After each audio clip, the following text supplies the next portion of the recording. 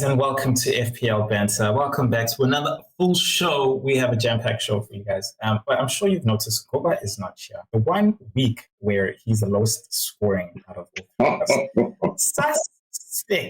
Suspect. But you know what? Because he's not here, I'm not going to say too much. But G, I know you're going to watch this. Hey, that's all I'm going to say, man. That's all I'm going to say. Chaps, how you doing, bro? I'm good. Just disappointed in Goba is not here. So, Yeah. bro.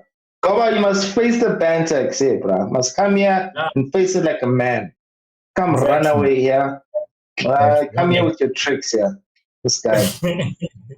Now, guys, Goba couldn't make it for today, day of recording, but his press conference will be ready for you guys at the end of the week before the game week begins.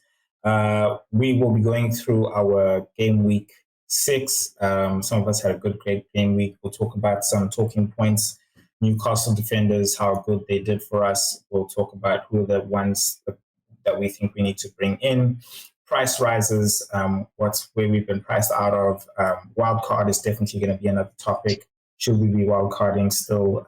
Some people have pressed the button, some people haven't. And then looking forward at the fixtures, who do we think are the best picks in terms of captaincy as well? Because now Haaland and crew are going to be going into a tough fixture. And is there a road to Mo Salah? We need to talk about that, or any other Liverpool. We do need to restructure. And I think that will lead into the wild carding and when is the best time to wild card. So let's get into my team. I think I did average today this week. Not I think I did actually. The average was 68. I think I was one under. But I think for me, the big talking point is, I know Chubb is going to hammer me about this, is Son on the bench. If you guys didn't see my reasoning for it, please check out the thumbnail, my press conference in the corner. I'll put it up as a card right now. But yeah, man, I didn't get 13 points because I would have put him in for João Pedro. And Alvarez, disappointed for a lot of us that brought him in, really.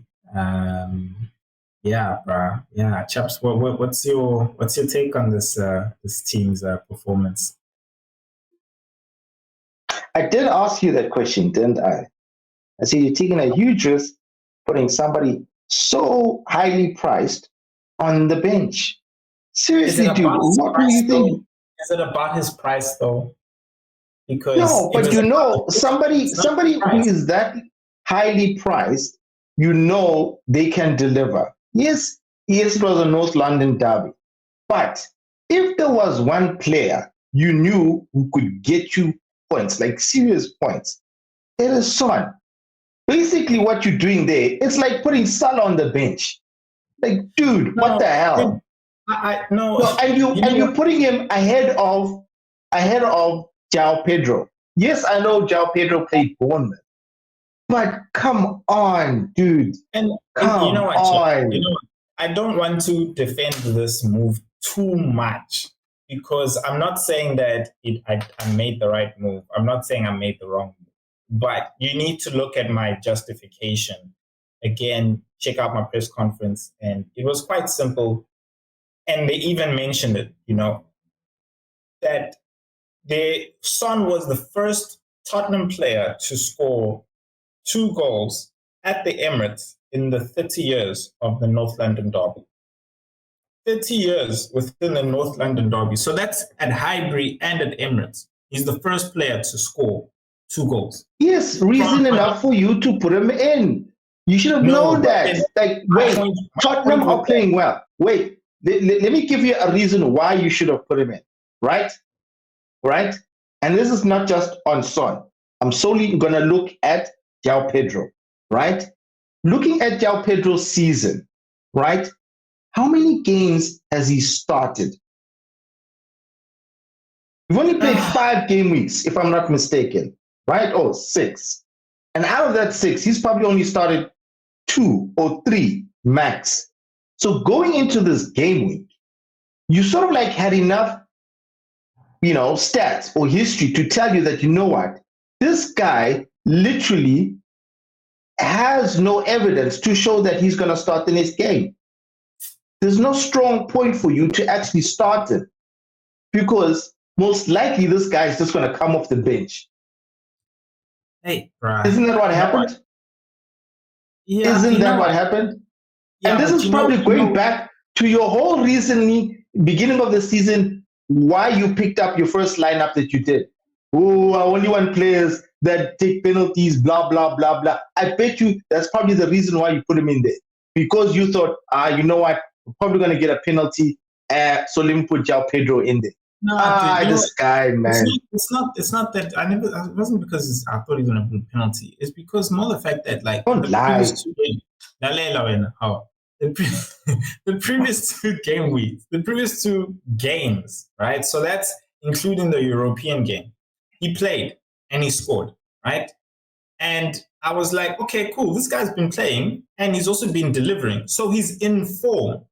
And taking into consideration that he doesn't play that much and they're playing an easy fixture, I'm like, I don't think this guy, and Ferguson at the time was ill, and like I think Danny Welbeck, they weren't sure about the injury as well. So it was like, hey, things are looking towards, João Pedro playing again because one, he's in form, two, the other guys have been ill and so. So I'm like, okay, cool. Well, he should play, and even if he does play, he'll come on and have some sense of an impact, And that's where actually Motoma did that. Actually, Motoma's the one who had that impact coming in, and instead of João Pedro coming in and having that impact.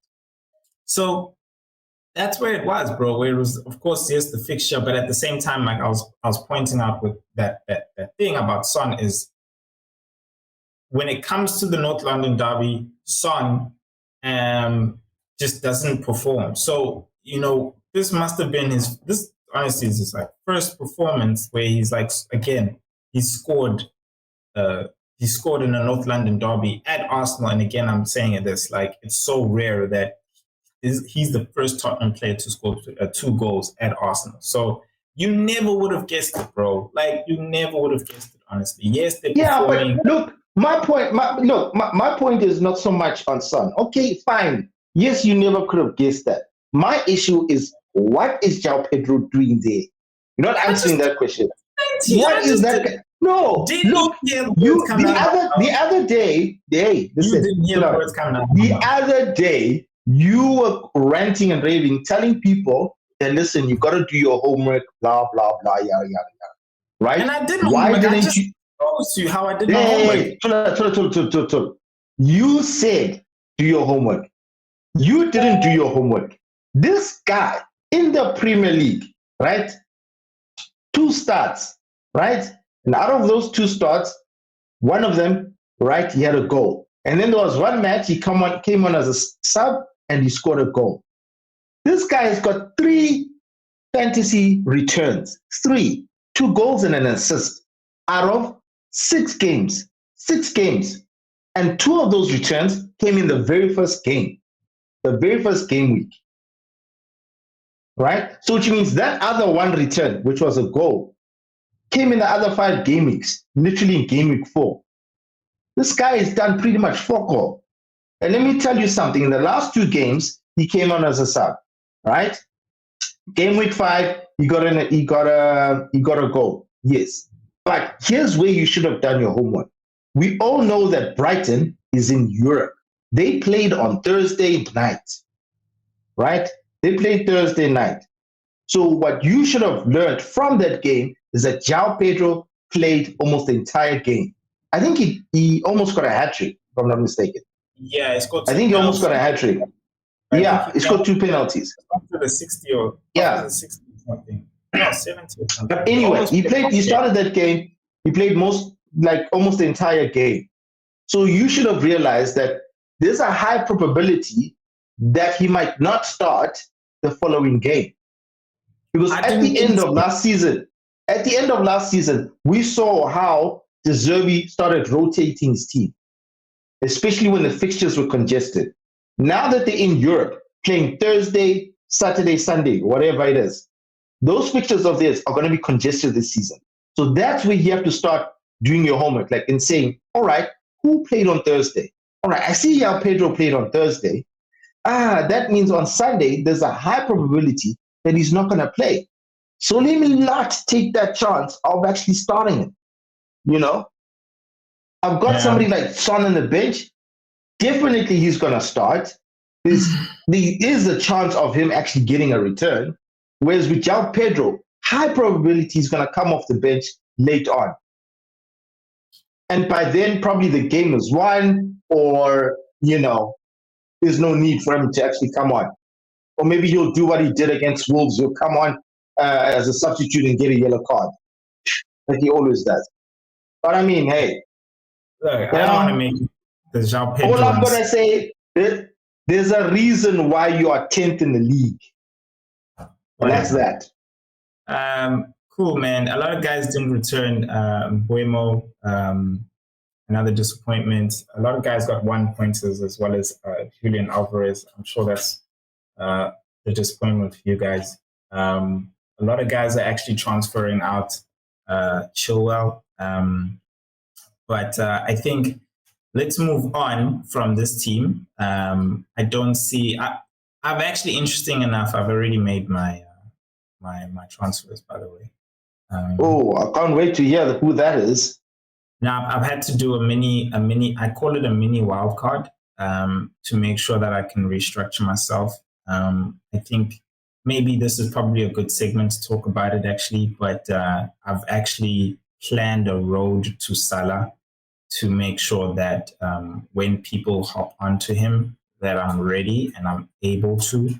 I don't want to have Mo Salah into my team, to be honest, because I feel like it's hard for you to balance your team when Mo Salah's in. So when I say that, I mean like you can't have 4 great defenders. You have like 3 great defenders and like 2 4.0 defenders, or like you have a weak keeper and you just have 2 strikers, or it's even hard to have like 5 good midfielders. You know what I mean? There's always like a place you have to sacrifice, because it's not like we're going Mo Salah without Haaland.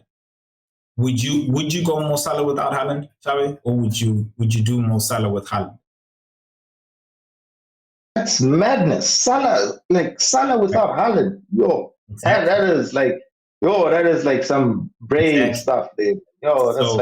So the road for me was like, okay, looking at it, how am I going to structure myself to make sure that, one, I'm going to take a hit to get to Mo Salah, even if I free up 2 free transfers. So it was about like, you know me, I don't want to take hits. So it was like, okay, what's the road that has the least hits? And looking at it, of course, the road was right now, just to restructure it, is the least was 3, actually. So I've had to take, spoiler alert, 2 hits, but for good players who are going to contribute to the thingy. So yeah, we'll see that in the press conference. I want to leave that for that so you guys can catch that. But yeah, what is your guys' road to Mo Salah? How many hits do you have to take? Do you have to take a hit? Because it's about freeing up money. Do you have the money in the bank, as Gogo would say, Mr. Money in the bank? But yeah, let's head on over to Chabe's team first, and we'll dab on to Gogo's team a bit later.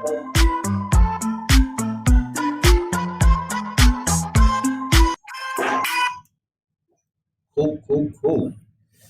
Right. Yeah, please explain this cheating that you've been doing.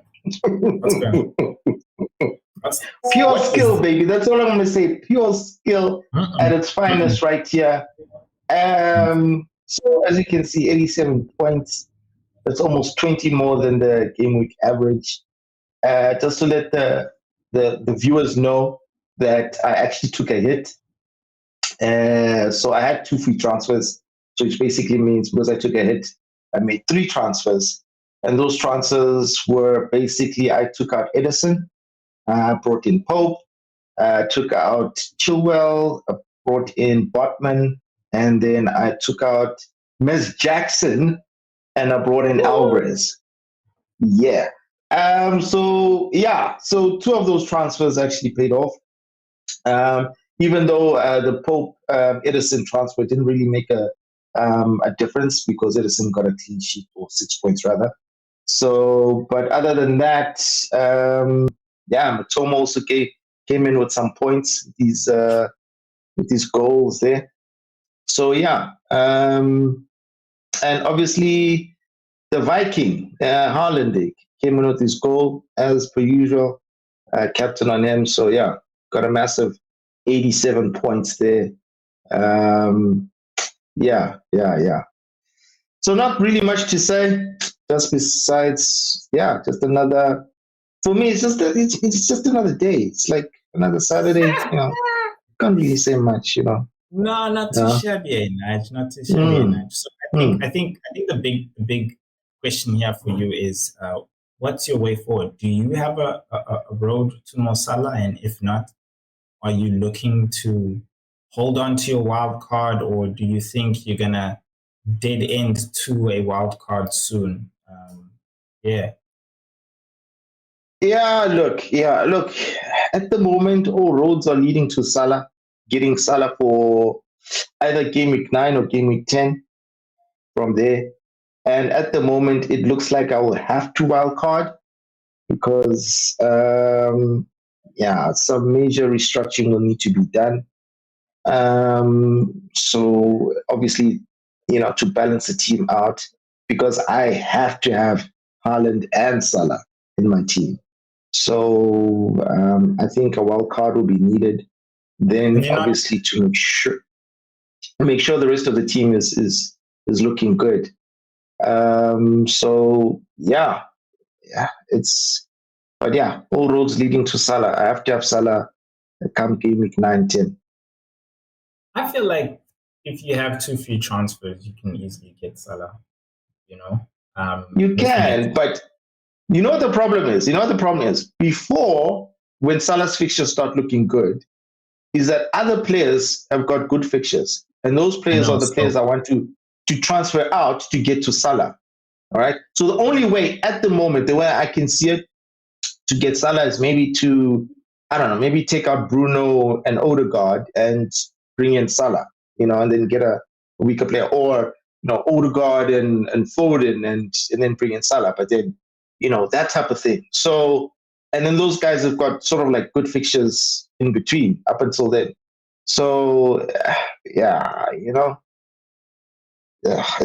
kind of hard. It's kind of hard. So that's why I'm thinking of just doing the wild card then. But it's if I do it so early. I mean, game week 9, 10. Then we've still got another I think another 10 game weeks until we get the next wild card is available.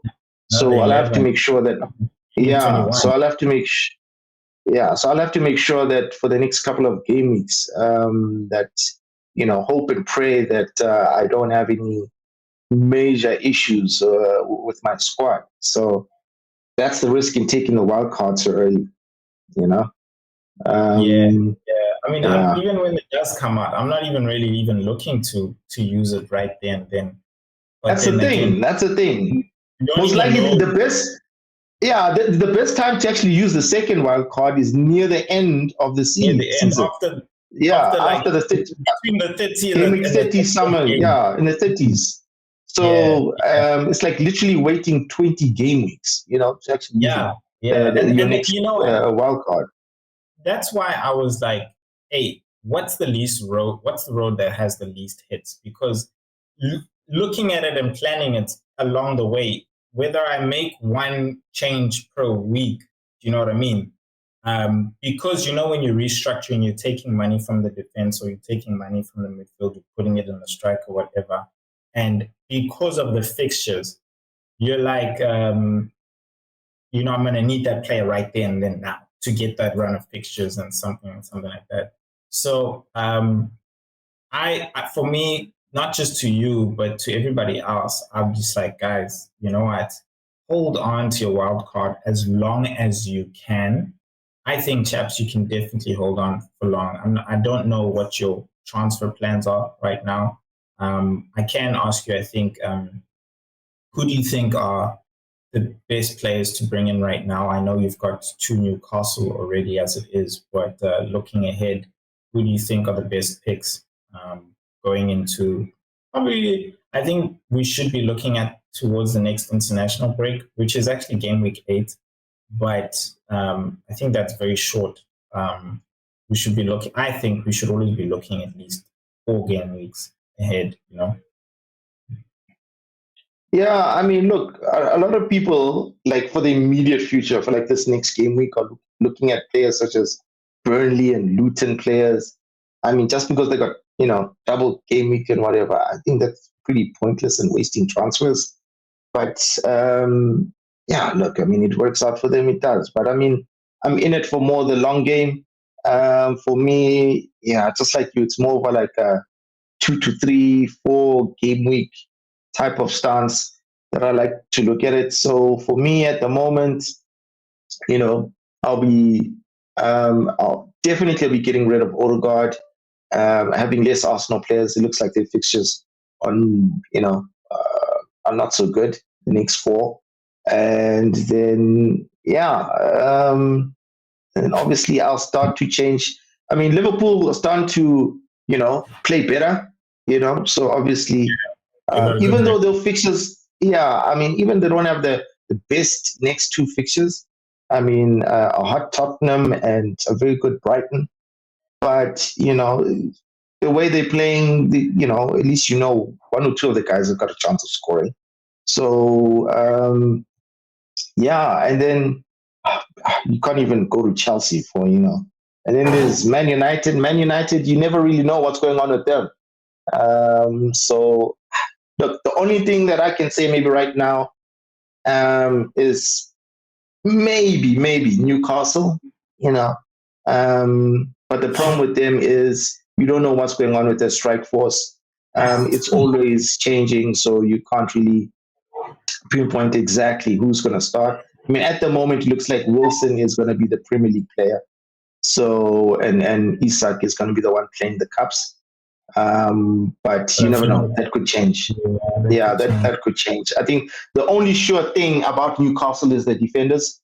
That's why I went double up on them. So, it paid off for this game week.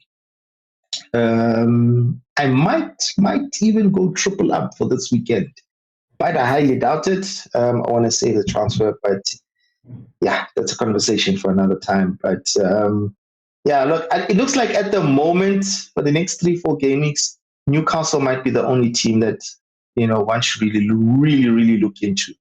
And then obviously from game week 9, 10, then really jump onto Liverpool. Yeah, definitely.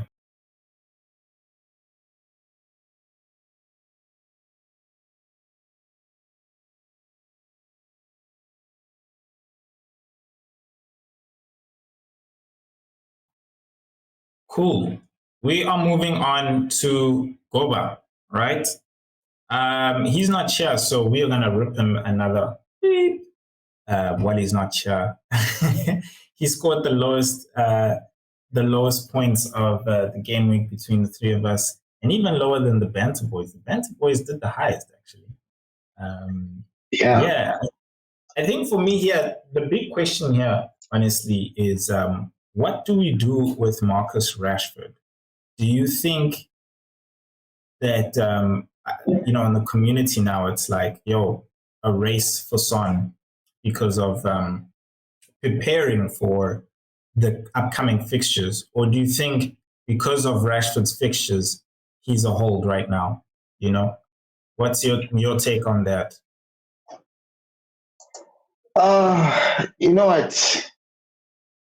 It's like I've been saying, now that Højlund is there, it changes things. It's not the same as last season. So Rashford is not going to be that go-to guy. He has to link up now with Højlund, so which means he's going to have to assist more rather than scoring more. Look, yeah, sure, that that will mean, FPL points in terms of assists, but he's not going to rack up those numbers like he did last season. And solely because now we've got an actual number 9 that he has to link up with. So, yeah, for me, he's even dropped in price. He's now 8.9 from 9 million. Shows that people are losing faith in him. So, I think they'll drop even more as well, considering more and more people want to go to Son. I think if Son didn't score, and I'm talking about the people that have Rashford, I think if Son didn't score, then people wouldn't rush. They could have stayed.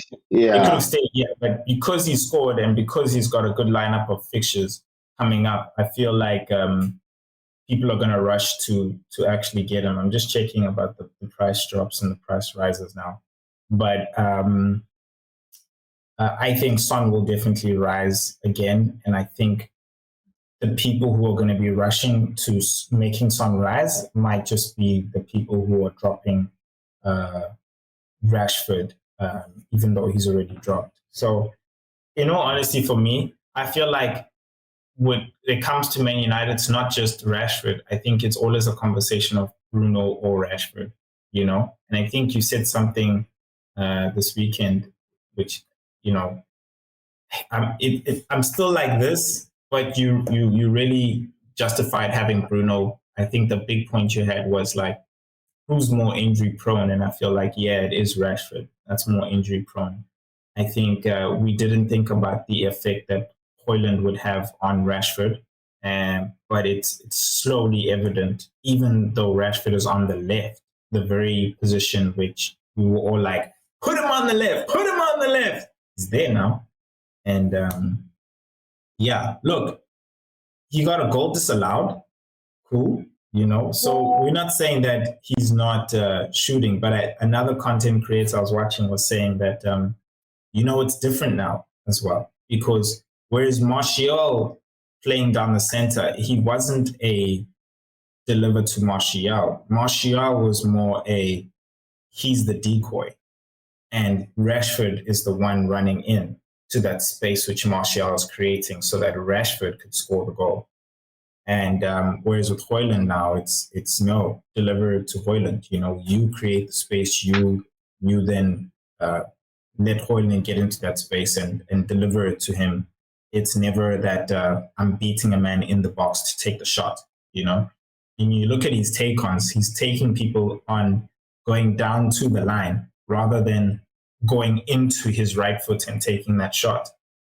That's what I'm seeing myself more from Rashford rather than Dingy. So I think when it comes to Bruno and Rashford, I think Rashford is more of a sell than Bruno. And also to top it all off, Bruno's got penalties. So, Yeah, look, it's exactly that.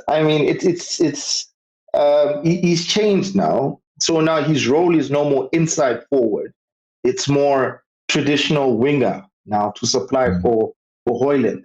So he's literally going to cut back balls for Højlund or whoever is coming in late into the box for people like Eriksen or Bruno, or Casemiro, whoever from midfield. So that's why for me, Rashford is not. And let's be honest, Rashford, yes, he's a good goal scorer, but when it comes to assists, he's not the best. He's not the best creator, right? Let's be honest. He's not the best. He's not the best cross of the ball. He's just not the best passer as well. You get what I mean? So he's not that guy like Bruno or a KDB or even a Maddison for that matter. Look, he can play those 1-2s, but it's just for me. I just feel like his game is changing or has changed, and so I feel like he's not gonna get that many goals. Maybe he'll get more assists than he did last season, but definitely I see him getting less and less. Maybe FPL points for that matter. So for me, I'd rather go Bruno for this season because, he's the guy. He can provide the assist. He scored the goals like he did over the weekend. He's got the ability to. And yeah, he's on pins. Well, actually, we don't know now that Hoyland is there, but I'm sure Bruno will probably still take the Yeah, I'm sure I'll still take it because he's captain. So yeah. I mean, look, I mean, the only other reason why maybe not to go for Rashford or why everybody's jumping off Rashford, I mean, United is not really in good form. I mean, even the next three fixtures, out of those three fixtures, maybe Sheffield Wednesday is maybe the one that you feel that they can really do well in. The next two is like Crystal Palace and Brentford. You know, traditionally they battle against those teams. So it's going to be very difficult. So I actually don't see Rashford maybe scoring in those games, but you never know. Anything could happen, you know. It's going to be very difficult. So, yeah, it's United, I'm sorry. It's just, I don't see anything happening there. Guys, I'm sorry. I think you heard it, yeah. Rashford is a hard sell.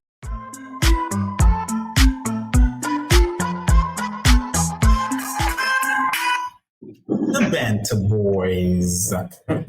Wow, this team did really good. This team did really, really good. And you know, you look at their players and you're like, you know, but it's those four returning guys in the midfield. No, but it just goes to show, even if you have Salah and Haaland, you can still get, you know, good points. Yeah, you can, but you know what? The only downside to this team, maximizing its full potential, is those Chelsea guys. You know, if maybe we put in, instead of Colwell and Enzo, maybe we put in, I don't know, maybe even Rodri would have been better. Okay, Rodri got a red card, but I mean, yeah, Rodri got a red card. But I think you know what? I think what we can do is probably right now.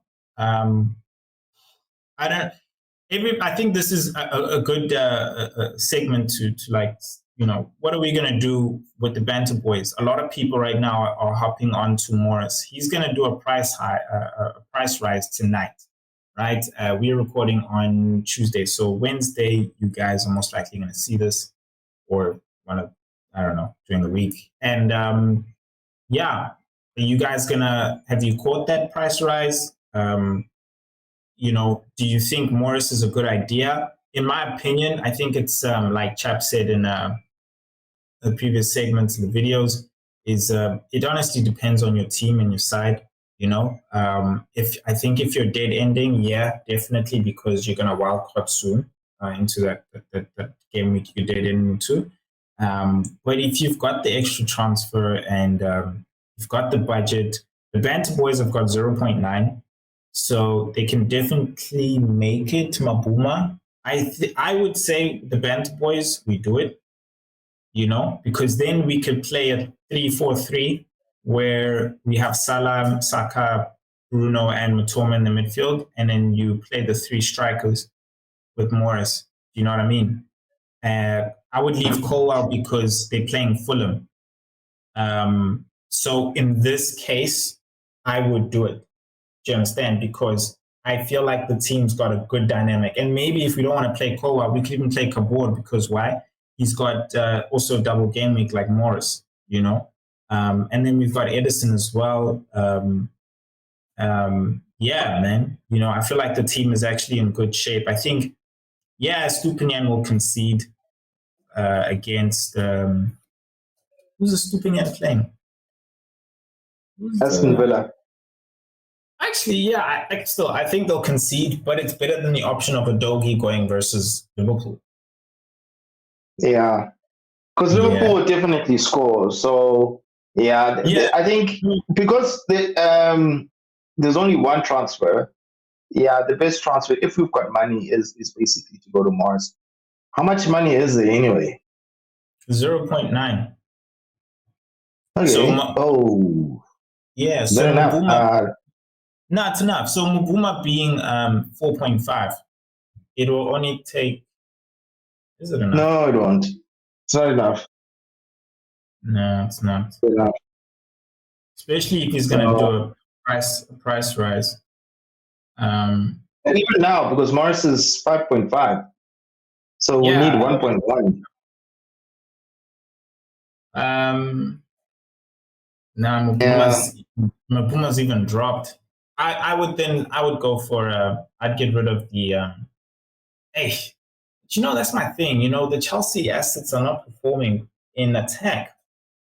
Yes, defense, but I would still keep the defense. I would keep Colwell. Actually, I would take Colwell out and put in a Botman or something. Not a Botman, a Shaw.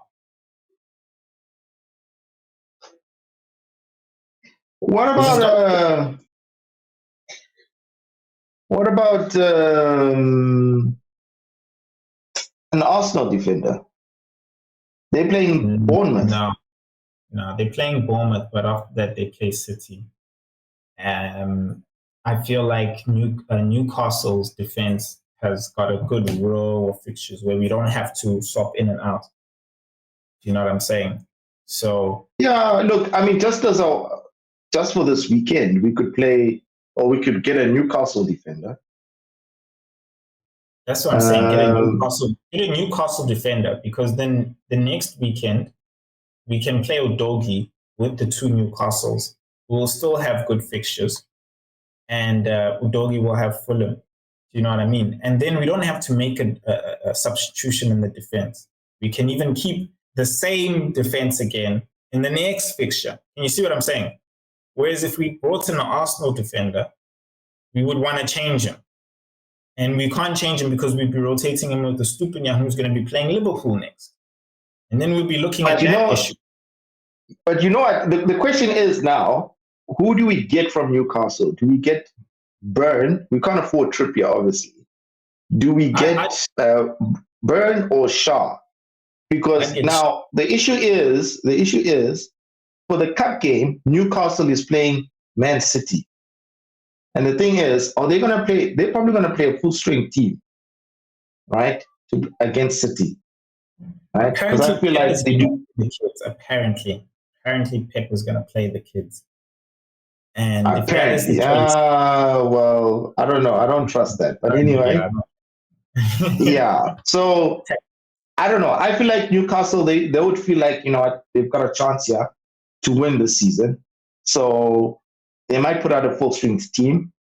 Now, in doing so, for the weekend, does that mean in defense, maybe one or two players, because it's Burnley, do they go for one or two changes? Like maybe Trippier doesn't play, they put in Livramento, and maybe instead of, Burn, they put in, what's his name, Target. That's why I'm suggesting Shaw. I feel like you will not change your two centre backs. Yeah, you will not change your two centre backs. You definitely will not. Not for Premier League, not for Champions League. Definitely not for Premier League. You will not change those centre backs. Even if you're playing Burnley, you would rather keep the centre backs.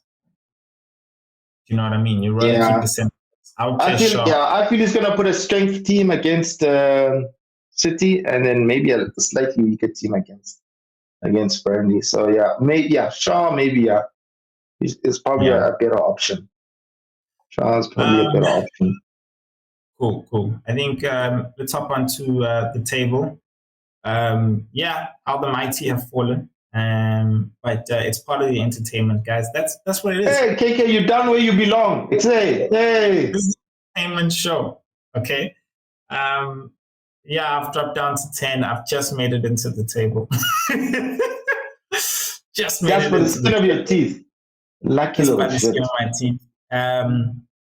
But Velo's made it in. Tabo has also dropped. A couple of people have dropped. Ubego's. Shout out to Kingsley. Hey, that guy. He's a lucky little bastard, but I tell you, he's doing things there. I'm looking at his team as well. I'm just like, I ain't see, someone's gonna be a problem here, But again, I'm still, he's far. You guys are breaking off at 20, at 40 points, but to number 10.